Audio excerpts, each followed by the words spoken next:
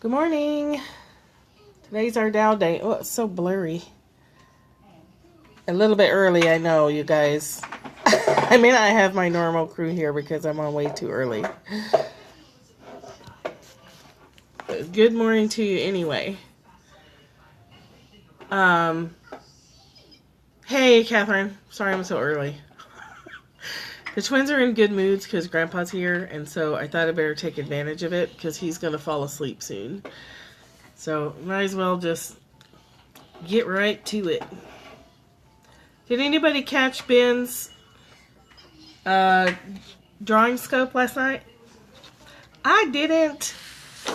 My notifications weren't on, and I was watching something else. Hey, Tanya. Tanya, did you guys put a link up for Prismacolors? Guys, if you're not following, Pure Color 524 is Ben Moore.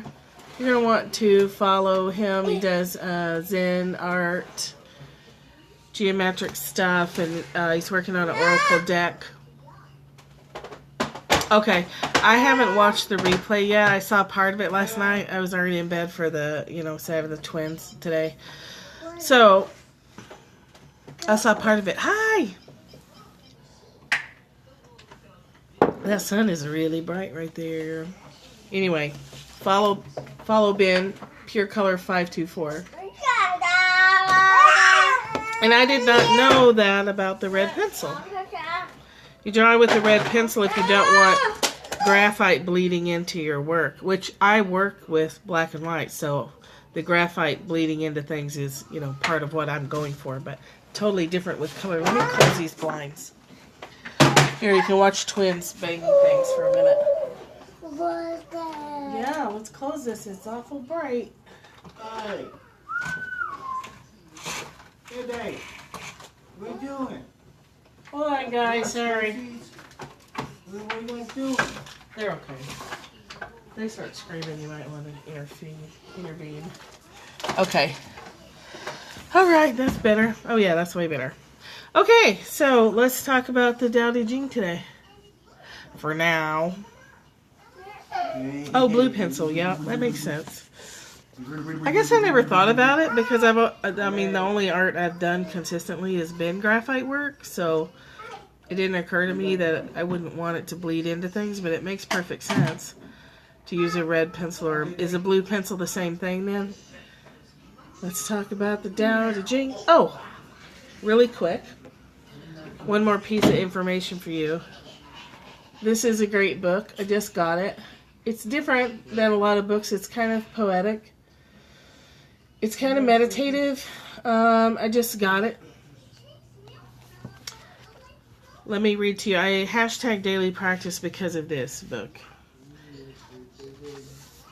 It's pretty cool. I can't stress enough the importance of daily practice. Yeah, the cover is really cool.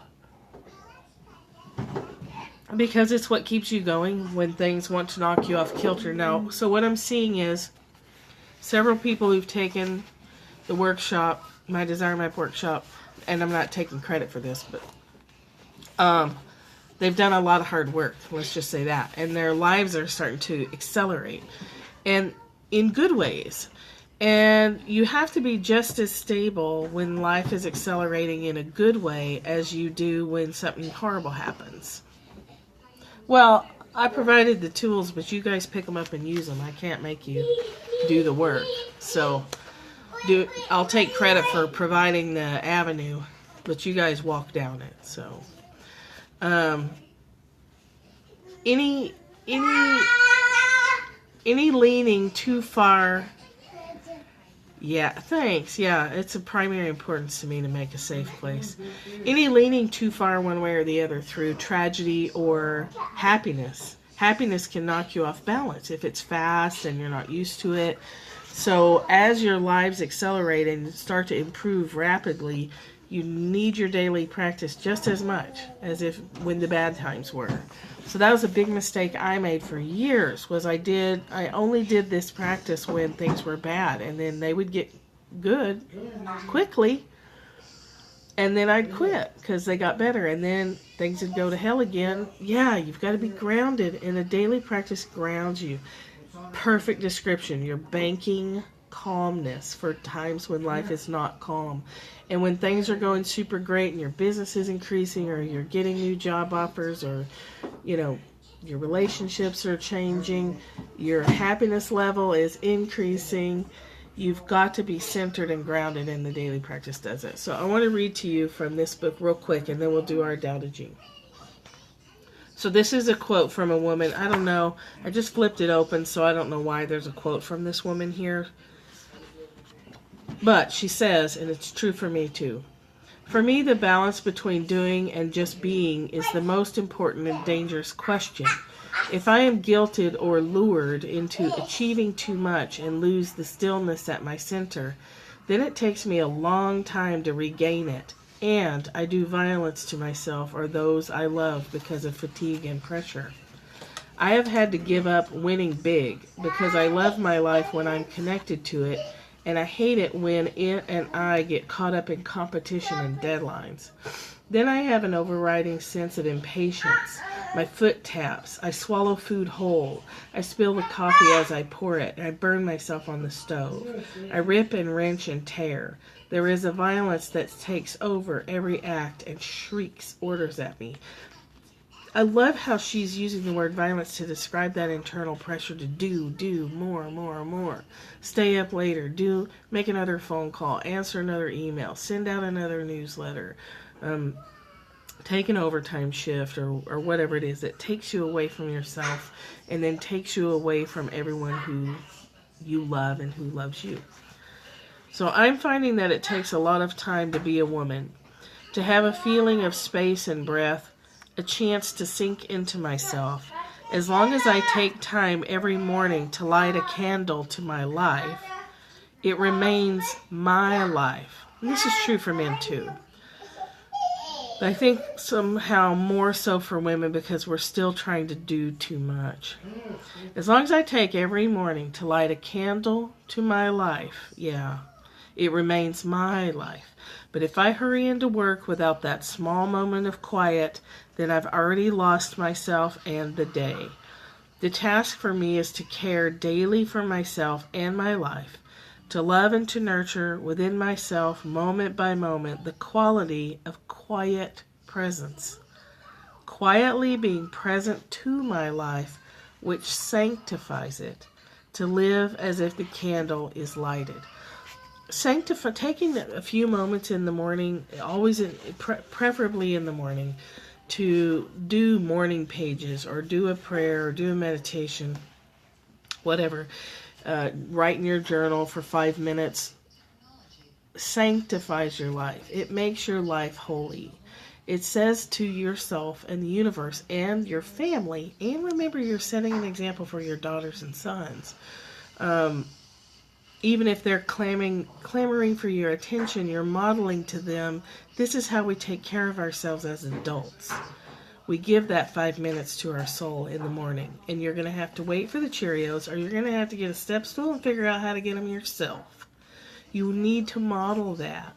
If they see you running around frazzled, then they repeat the same behavior. So even though sometimes we feel guilty about taking that 5 or 10 minutes, they're not dying, okay? Unless someone is like spurting blood, it's fine for them to wait 10 minutes for breakfast and to see you doing something holy for yourself and saying to yourself and the universe, my life matters. My life matters. My time matters. And by giving this to myself, my communion with Spirit first, then I'm more available to you, children and spouse. So that's my teeny tiny soapbox for today and every day. Let's jump right in. And that is Taoism too. Even taking 5 minutes, 10 minutes to remember to step into the stream of life instead of fighting the current by trying to row your boat backwards upstream. 61. They'll get used to it. They're gonna see lots of stuff that they haven't seen before. They'll get used to it. They'll fuss and holler for a while maybe, but them's the breaks, kids. This is the way Mom's doing it now. Good morning. They'll want the old way, and they won't get it. They want to eat freaking donuts for breakfast, and they don't get it. Yeah, you tell them why.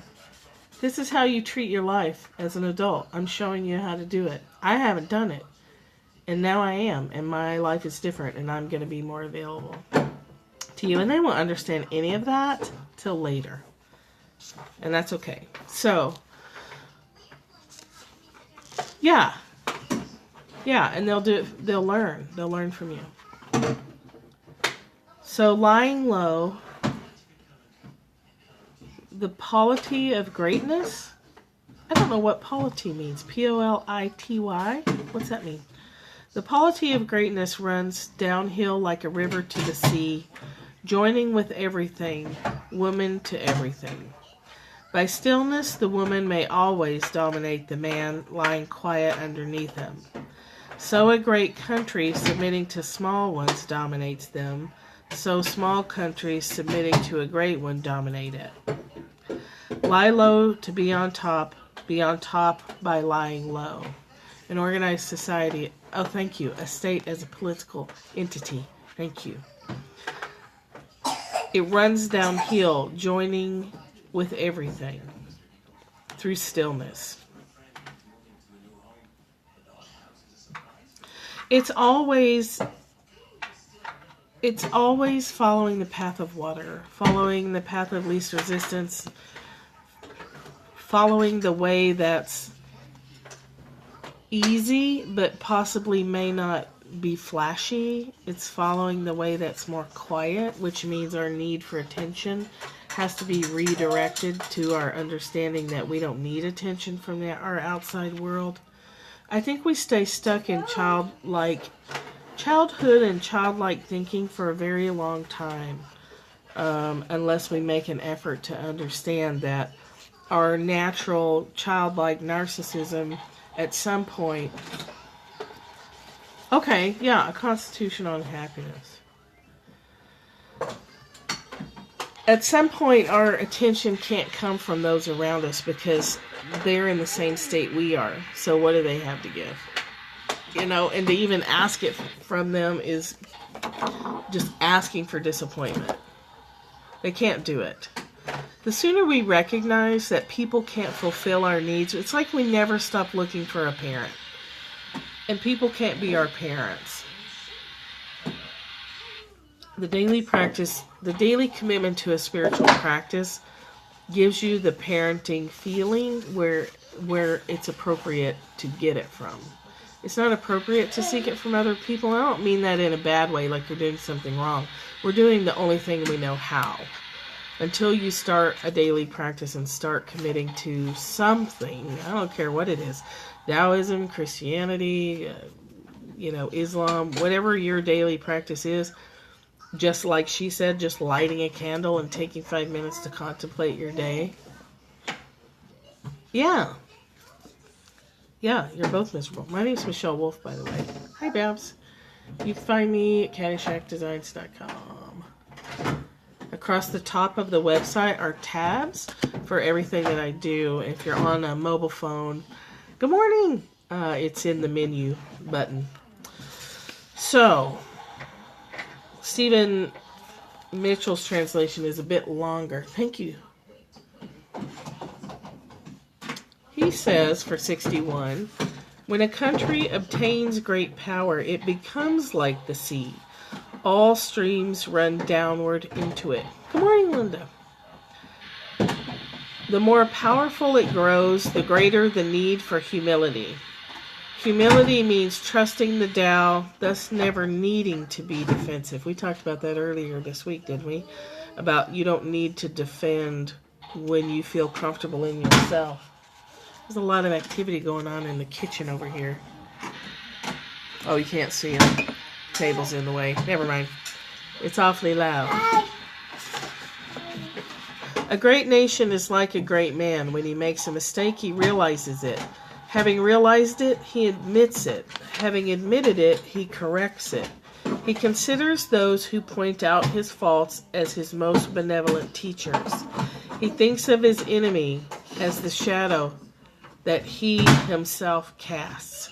Oh, yes, the cell phone alarm. Setting cell phone alarms for yourself to remember your daily practice is one of the smartest things you can do. When you fight or defend, your mind is closed. Yes.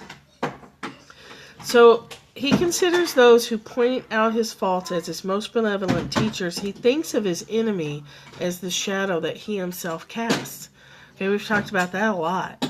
What you criticize in others, what you judge in others is your own shadow that you cast yourself. So the person you're viewing as your enemy is only mirroring to you what you have cast aside and relegated to darkness. If a nation is centered in the Tao, if it nourishes its own people and doesn't meddle in the affairs of others, it will be a light to all nations in the world. You gotta see this.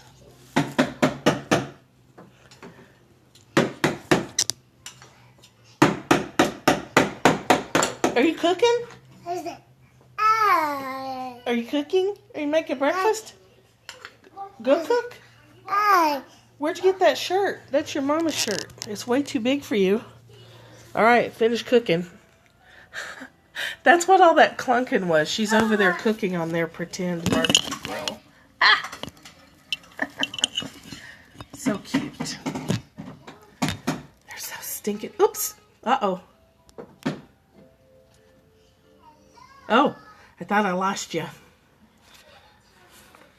Okay. Yeah, she's got the flash dance going. Only it's all the way off. Yeah, so it's a Georgia Bulldogs t-shirt that belongs to Sarah. I don't even know where she found that. I don't even know how long she's been wearing that because I haven't been paying attention because I've been doing this.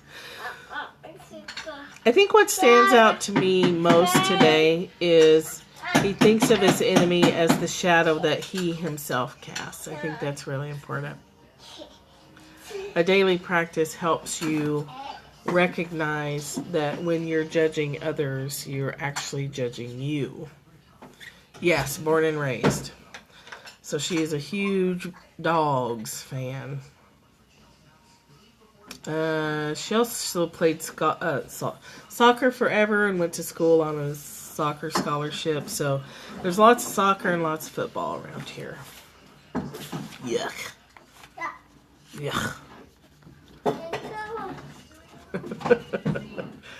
I'm not a big fan of the NFL. College football either. The exploitation of... Don't even get me started. Actually, I'm just not even going to go there.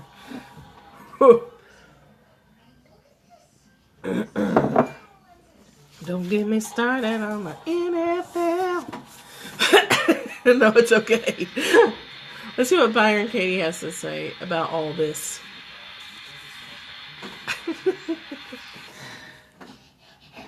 Okay. Humility means trusting the Tao, trusting the way, trusting the order of the universe.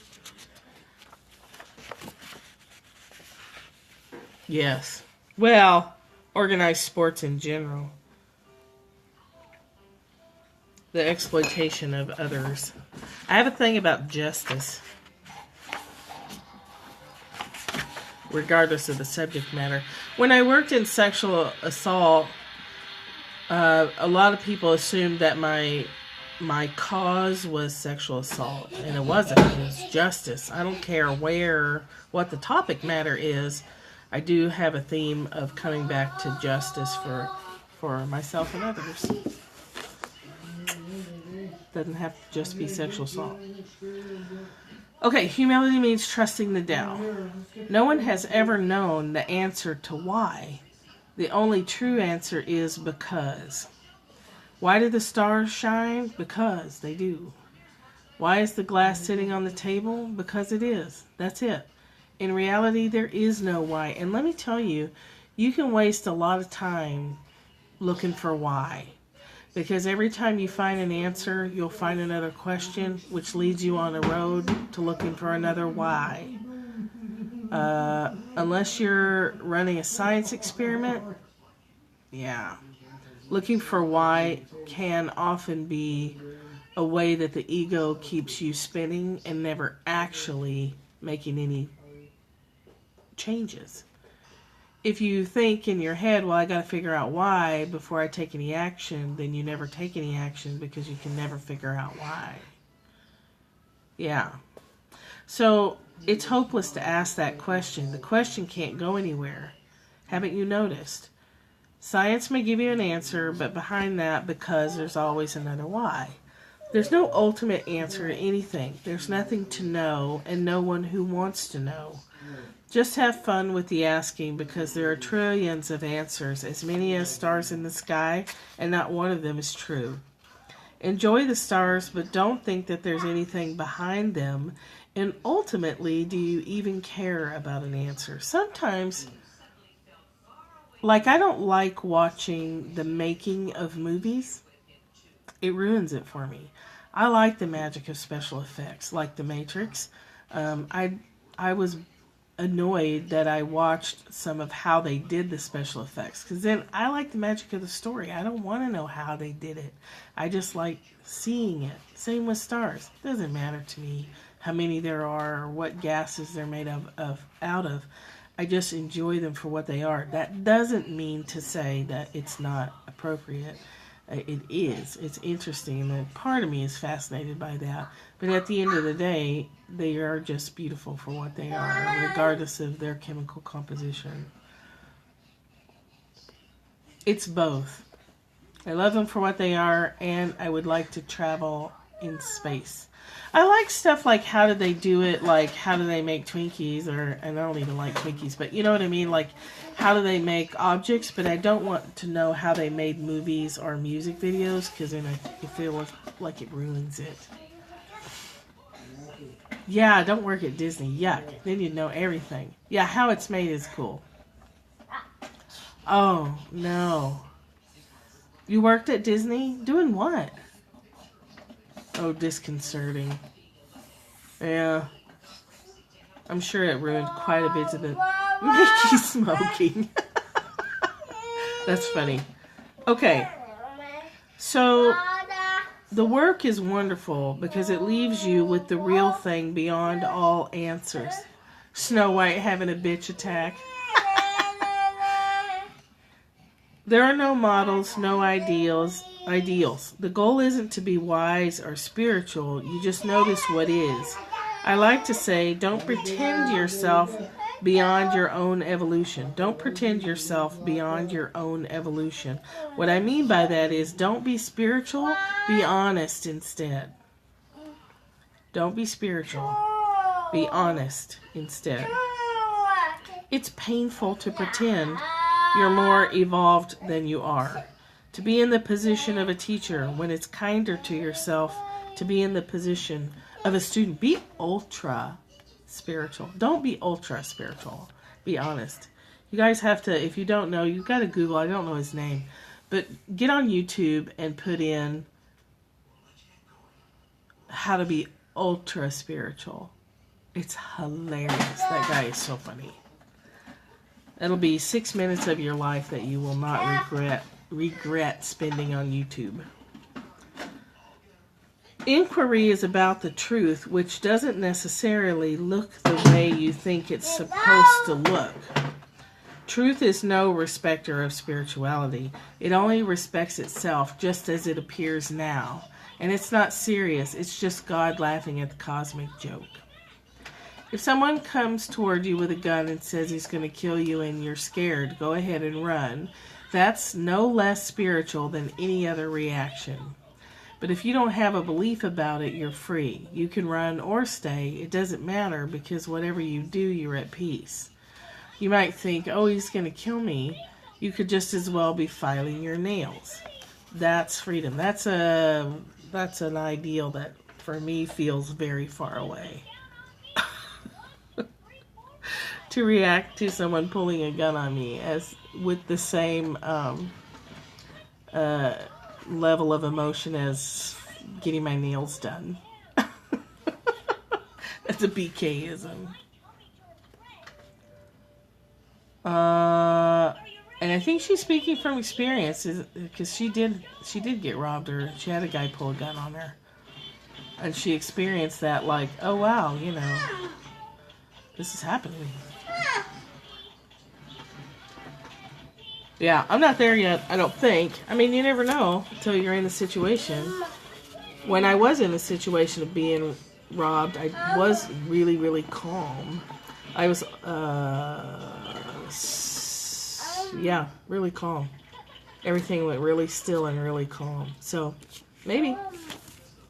I don't think I need to experience that again to test it out. Yeah, yeah, I'd rather not test out this theory. Thank you very much. In case anyone's listening and would, you know, wants to do that. I'll pass. I'll pass on that. What you doing back there? Are you pretend eating? I don't know. Can you be too scrappy? I think you do whatever is appropriate for the moment. Yeah. And also I know from work, or I believe from working as an EMT, which was what my first job was when I was 18. Bye! I'm going to end soon. Beautiful. Love you too. That when it's your time to die, it's your time to die. You're gonna go. Yay, going to the beach. That's cool.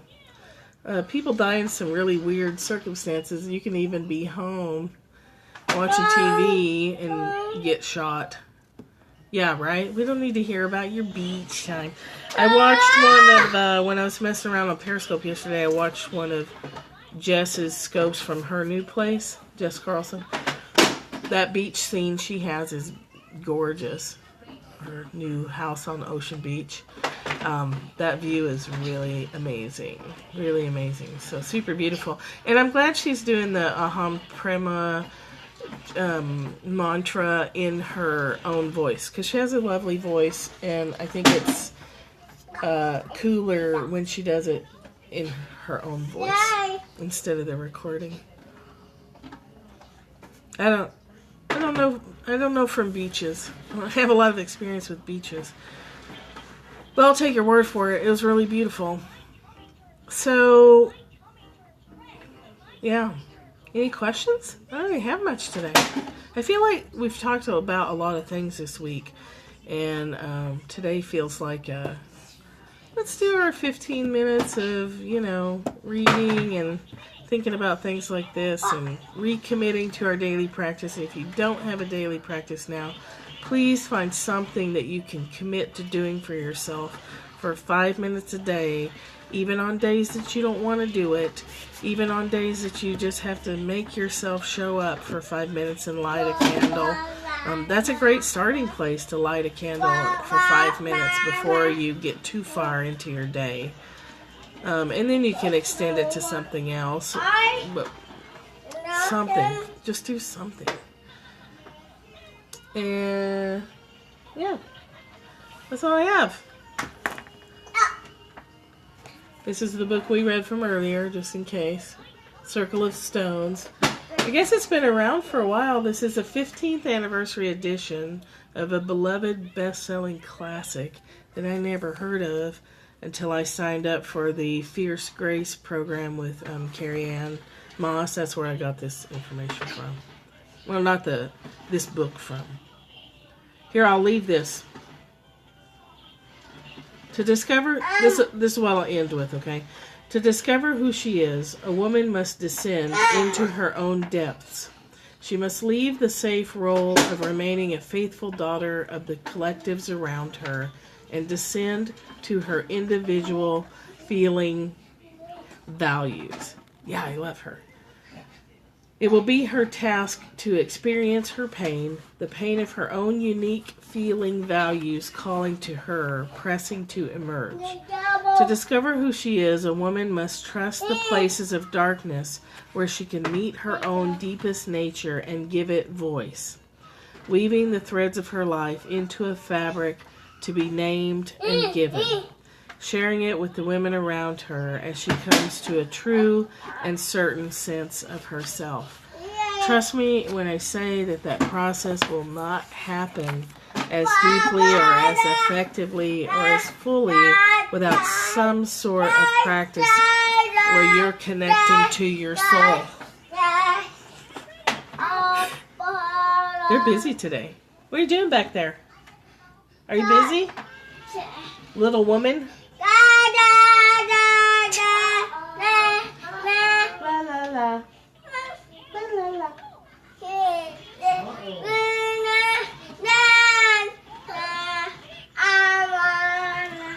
We're demonstrating to her daily practice, right? Twice a week.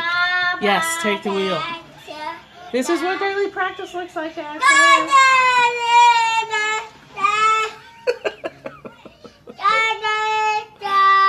Because Grandpa was here, they didn't scream and cry when Mama left. So that was nice.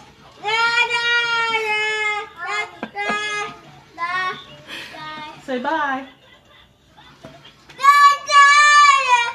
She just gets louder. Say bye. Are you saying bye? Can you see her? She's so far away. Say bye. Bye-bye. Bye. Bye. Oh, my. Bye.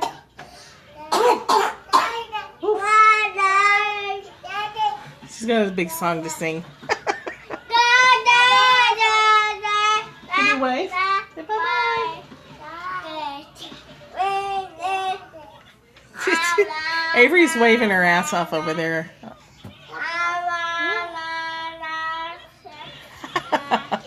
Okay, that's your twin dose. Oh, they're talking so much. Today they're just talking nonstop.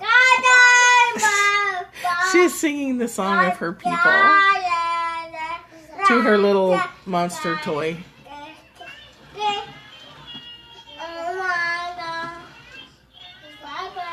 Bye-bye. Bye-bye. Morgan said, she has a lot. Morgan said she went in there this morning to get her, and Ashton was laying. She always lays with her hands behind her head like that. She said she had one hand behind her head like this, and her hand right here. And Morgan walked in, and she just went like, sit. Didn't say anything. Just sucking her pacifier. You have a lot to say today.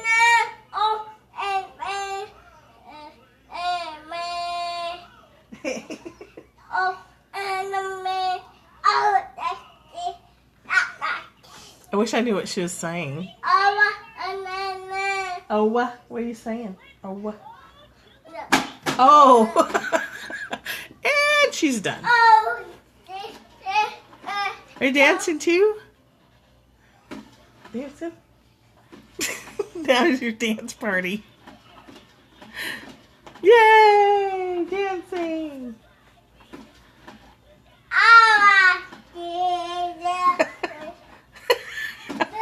Okay, I'll let you go. Enjoy your Saturday. That's your twin show for the day. Yes, they love Grandpa. They sit on him the whole time almost that they're here. Okay, see you later. Love you guys. Have a wonderful day. Do something nice for yourself today. There's the other one. Oh, she saved the Martian guy. Okay, bye.